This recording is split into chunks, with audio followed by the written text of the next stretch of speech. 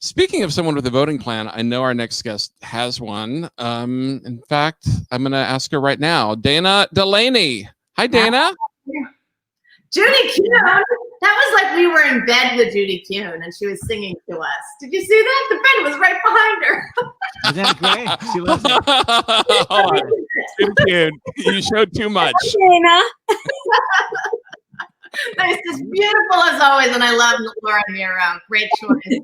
Well, thank you. Right. I can't wait to hear your big secret. You know what? I can't wait to hear your big secret that you can't reveal.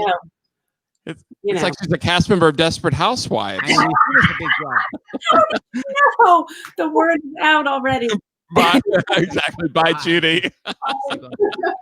We love Judy. She's such an activist. It's like, one of the reasons why we love doing these political salons is because people like you, Montego, Liz Calloway, they're all artists who are also activists. Yeah. And it's funny. We just assume everybody is. And just recently we're like, oh, not everyone is. Like, I don't know, because all of our friends are. Suddenly we're like, people are really making a choice to do it and some people don't. So Dana Delany, why are you so active politically? I feel like you're always there for us politically. Oh, it's all about giving back. You know, the more you give back, the better you feel. It's all very selfish in the end, really. You know? It's interesting. That's an Avenue Q. When you help others, you can't help helping yourself. Interesting.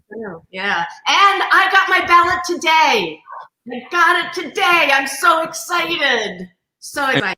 Have you decided who to vote for? You're kind of right. You're undecided, right? On the fence. Yeah. That debate could have put me over. Speaking of, how are you? Seth and I were just saying, it's like, how do you manage your emotions during these times?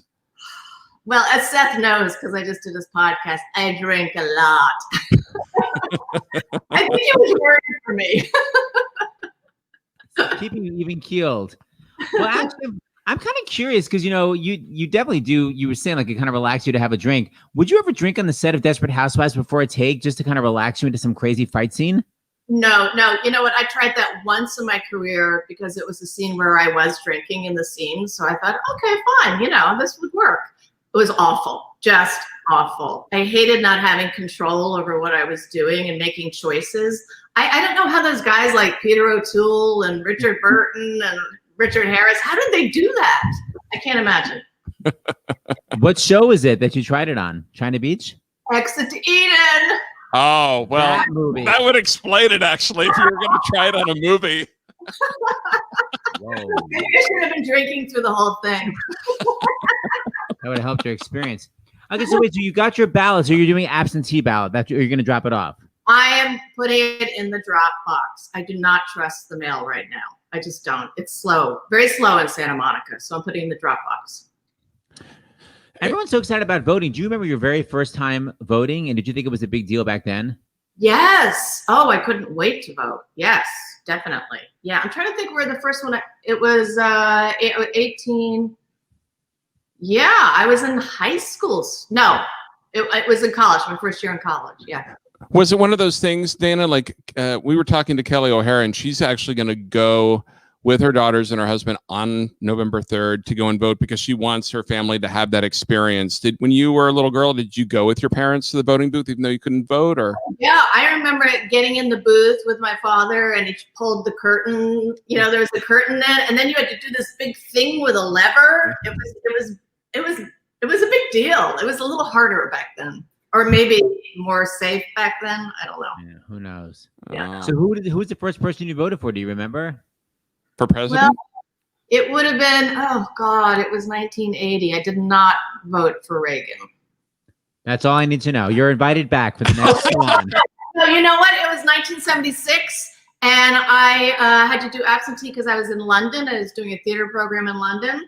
And it was Jimmy Carter won. And I remember all the teachers in London, all the English people were like, who is this person? Who is the peanut farmer that you just elected? They just did not understand it at all. No, they love their Maggie Thatcher. Let's never discuss that again. All right, so Danes, we get through by and hopefully viewers will also, by basically binging TV, and Desperate Housewives has got us through a lot of hard times. So thank you for, I know wine helps you, Desperate Housewives helps us. So thank you. Oh, and also, I just want to give a shout out. I think you're going to show a little clip, but that video that Desiree helped produce with Yellow Pain, fantastic. I know. Because it really explains the legislative branches. He does a great job of it. I thought it was very educational. She wrote it. Really? Yes. I did not know that. It's fantastic. Everybody should watch it. I tweeted it. I sent it out. Fabulous. Well, yeah, we're going to show up at the end of this. So everybody stay tuned for that. All right, Dee Delany, thank you for everything as usual. Bye, Dana. I'm staying to listen. Okay. Good. Okay. Always a fan.